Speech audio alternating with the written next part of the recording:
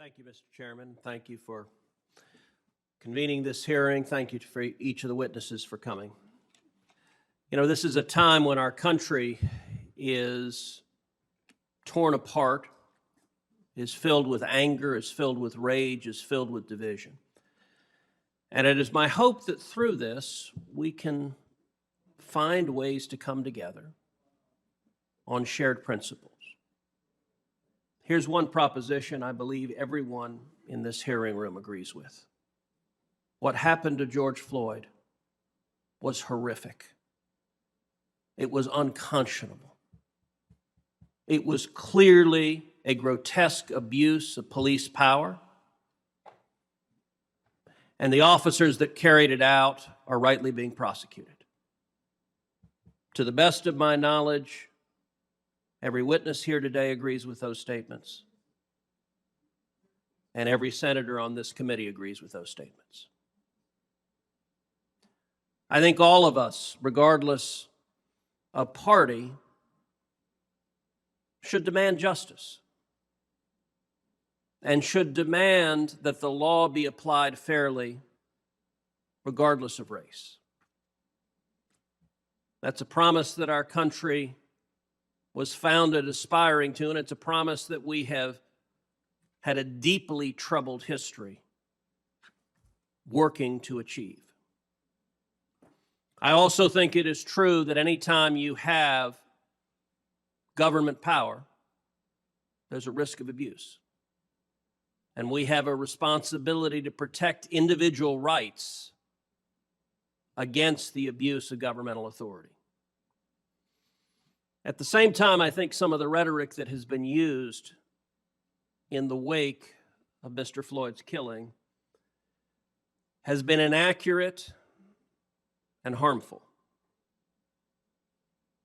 A great many of our colleagues use the phrase systemic racism to suggest that the entire criminal justice system is imbued with racism. I don't believe that's accurate. Some of our colleagues have said, and this was a quote from earlier in the hearing, nothing has changed from the days Dr. King stood on the steps of the Lincoln Memorial.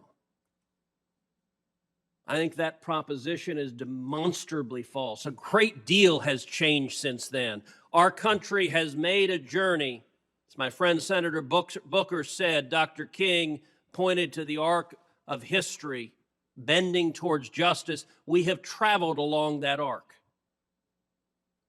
We no longer have Jim Crow laws. We no longer have segregated schools. We no longer have open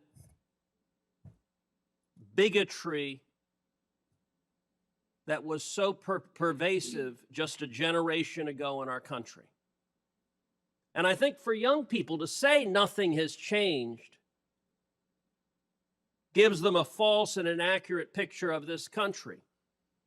When you point to systemic racism, something our Democratic colleagues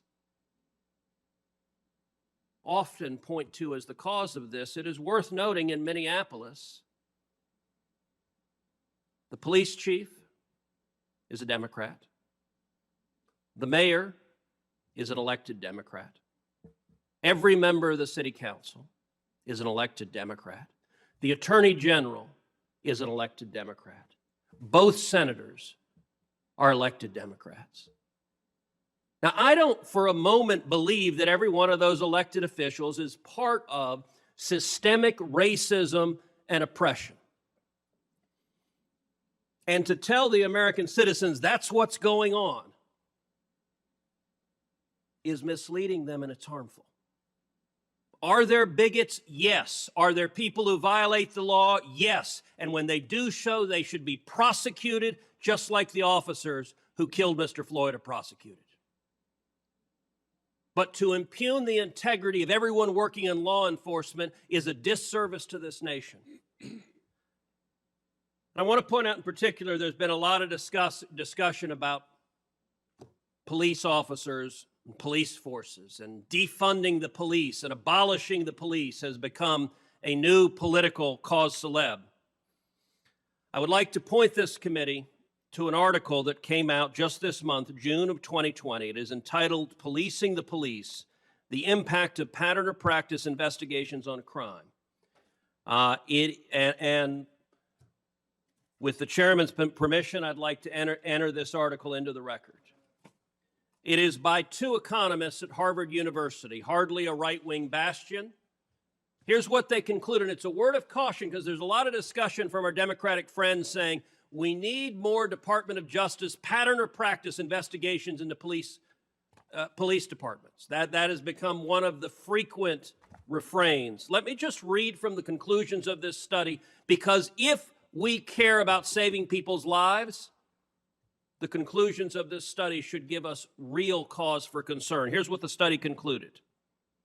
They examined all of the police departments in which pattern or practice investigations had been launched, and they found a real difference for those investigations where there was not what they called a viral incidence of violence on a civilian. They found that did not increase crime, but here's what they found. All of the investigations that were preceded by viral incidents of deadly force have led to a large and statistically significant increase in homicide and total crimes, and here's their estimate in particular.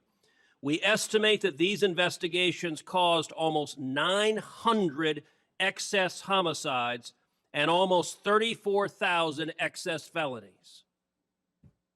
So if the members of this committee agree that Black Lives Matter, demonizing the police, causing them to pull back from protecting people's lives, will predictably cause more Black lives to be taken.